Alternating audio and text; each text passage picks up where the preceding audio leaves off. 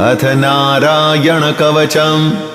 श्रीगणेशाय नमः। राजोवाच यया गुप्तः सहस्राक्षः सवाहान् रिपुसैनिकान् क्रीडन्निव विनिर्जित्य त्रिलोक्या बुबुझे श्रियम्।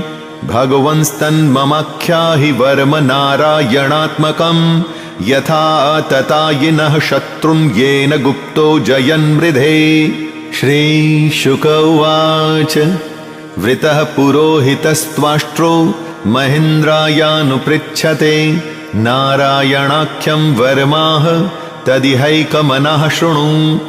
विश्वरूप उवाच घौताङ्घ्रिपाणिराचम्य स पवित्र उदङ्मुखः कृतस्वाङ्गकरन्यासो मन्त्राभ्यां वाग्यतः शुचिः।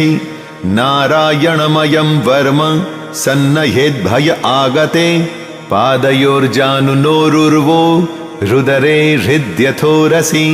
मुखे शिरस्यानुपूर्व्याद् ओङ्कारादीनि विन्यसेत्। ॐ नमो नारायणायेति विपर्ययमथापि वा करन्यासं ततः कुर्याद् द्वादशाक्षरविद्यया।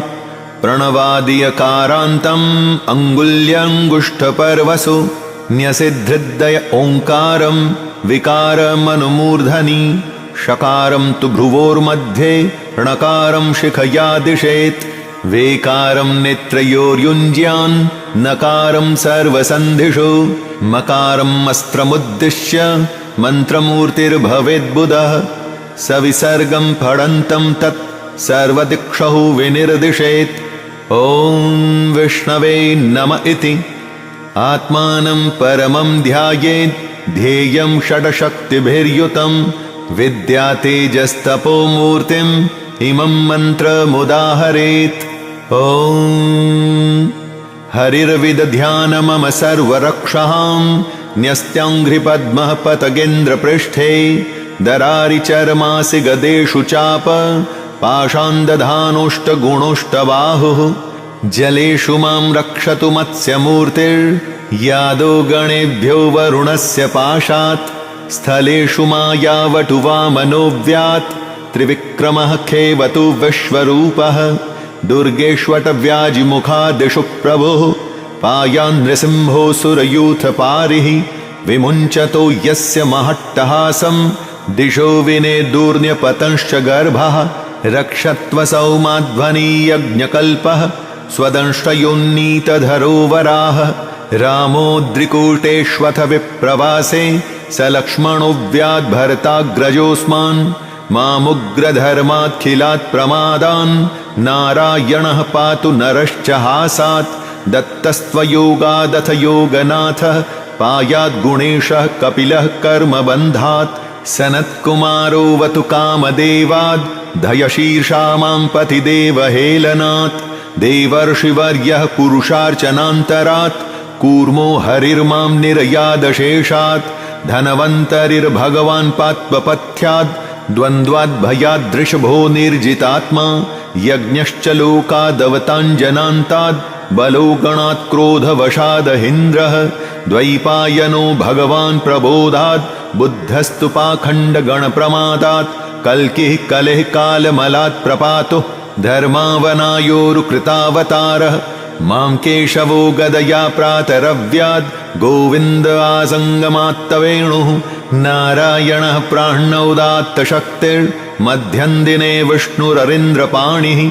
देवोपराह्णे मधुहोग्रधन्वा सायं त्रिधामावतु माधवो मां। दोषे ऋषिकेश उतार्धरात्रे निशीथ एकोऽवतु पद्मनाभः। श्रीवत्सधामा पररात्र ईशः प्रत्युष ईशोऽसिधरो जनार्दनः। दामोदरो व्यादनुसन्ध्यं प्रभाते विश्वेश्वरो भगवान् कालमूर्तिः। चक्रं युगान्तानलतिग्मनेमि भ्रमत्समन्ताद् भगवत्प्रयुक्तं।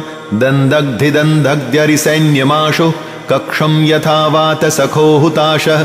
गदेश निस्पर्शन विस्फुलिङ्गे निष्पिण्ड्य निष्पिण्ड्यजितप्रियासि। कूष्माण्डवैनायक यक्षरक्षो भूतग्रांश्चूर्णय चूर्णयारिन्।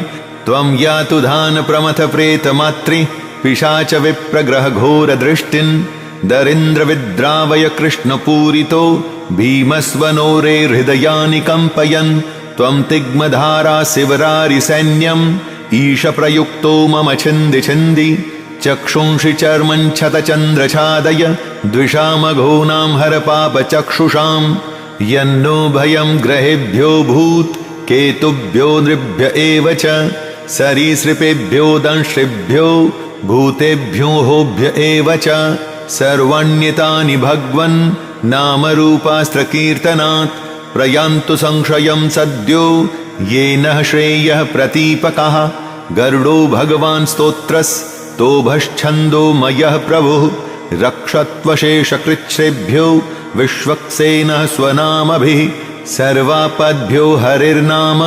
रूपयानायुधानिनः बुद्धिन्द्रियमनः प्राणान् पान्तु पार्षदभूषणः यथा हि भगवानेव वस्तुतः सदसच्च यत् सत्येनानेन नः सर्वे यान्तु नाशम उपद्रवः यथैकात्म्यानुभावानां विकल्परहितः स्वयं भूषणायुधलिङ्गाख्या धत्ते शक्तिः स्वमायया तेनैव सत्यमानेन सर्वज्ञो भगवान् हरिः पातु सर्वैः स्वरूपैर्नः सदा सर्वत्र सर्वगः विदिक्षु दिक्षूर्ध्वमदः समन्ताद् अन्तर्बहिर्भगवन्नारसिंहः प्रहापयन् लोकभयं स्वनेन स्वतेजसाग्रस्तसमस्ततेजः मघवन्निदमाख्यातं वर्मनारायणात्मकं विजिष्यस्यञ्जसा येन दंशितोऽसुरयूथपान् एतद्धारयमाणस्तु